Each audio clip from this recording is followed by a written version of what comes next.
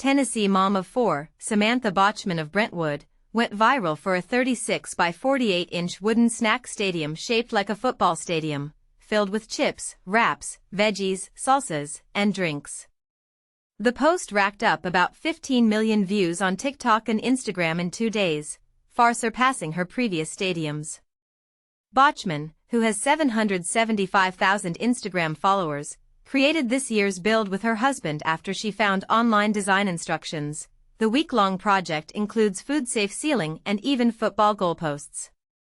She describes the creation as a team effort and addressed feminism critics by highlighting ongoing support from her husband.